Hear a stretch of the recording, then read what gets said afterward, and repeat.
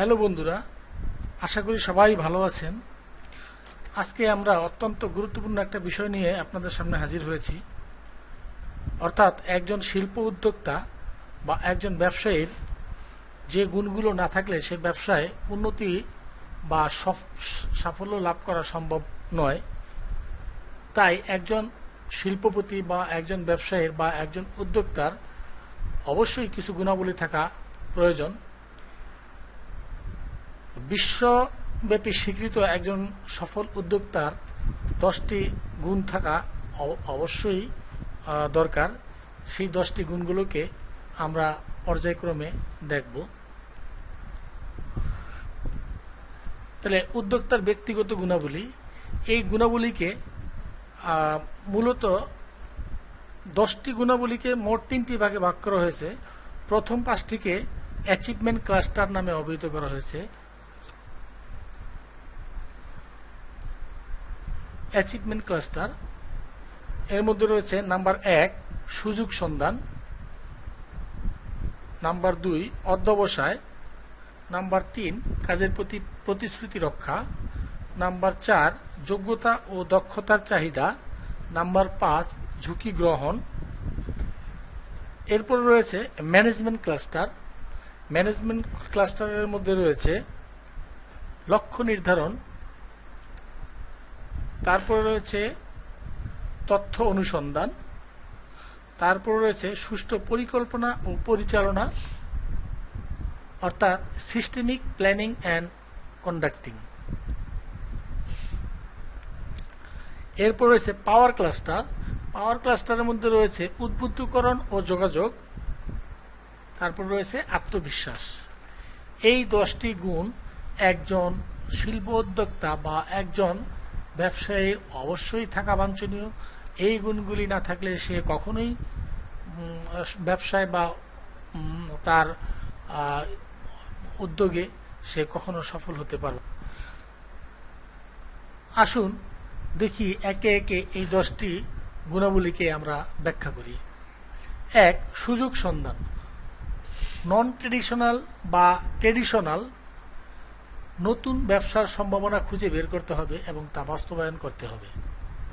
2 অর্থ, টাকা পয়সা, যন্ত্রপাতি, জমি, কাজের জায়গা অথবা অন্য কোনো ধরনের সাহায্য পাওয়ার জন্য বিকল্প পথ খুঁজে বের করতে হবে। নাম্বার 2 অধ্যবসায় অর্থাৎ সফল হওয়ার জন্য বা যে কোনো বাধা দূর করা অথবা যে কোনো চ্যালেঞ্জকে মোকাবেলা করতে বারবার পদক্ষেপ নেওয়া। লক্ষ্যে পৌঁছানোর জন্য বিকল্প পথের সন্ধান করা অর্থাৎ বাধা বিঘ্ন আসবে, কিন্তু লক্ষ্যে পৌঁছানোর জন্য তাকে বিকল্প পথ খুঁজে বের করতে হবে। 3 কাজকে সম্পূর্ণ করার প্রতি সার্বিক গুরুত্ব দেওয়া।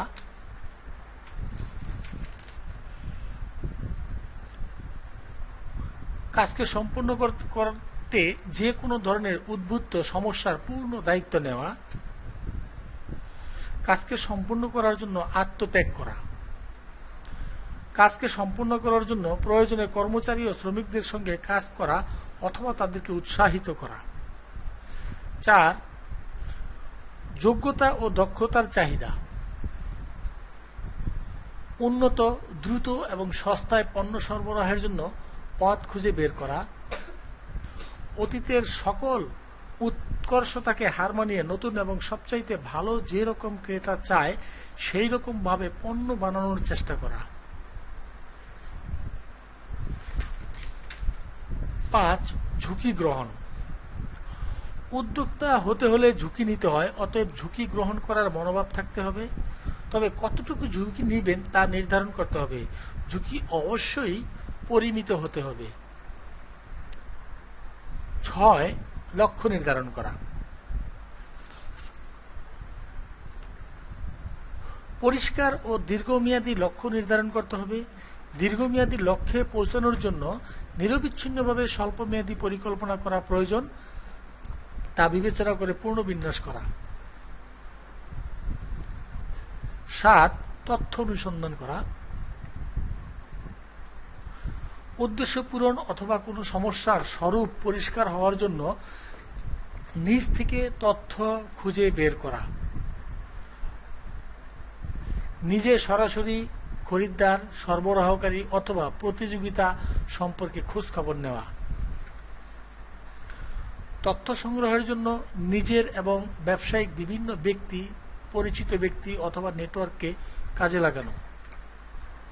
৮. সুষ্ঠু পরিকল্পনা ও পরিচালনা। লক্ষ্যে পৌঁছানোর জন্য বাস্তবসম্মত পরিকল্পনা করা এবং তা ধাপে ধাপে বাস্তবায়িত করা। দীর্ঘমেয়াদী পরিকল্পনাকে বাস্তবায়িত করতে প্রয়োজনে স্বল্পমেয়াদী পরিকল্পনায় ভেঙে ফেলা, অর্থাৎ বড় কোনো কাজকে সঠিকভাবে বাস্তবায়ন করতে ছোট ছোট অংশে ভাগ করে ফেলা। আর্থিক রেকর্ড রাখা এবং তা ব্যবসায় সিদ্ধান্ত গ্রহণে কাজে লাগানো।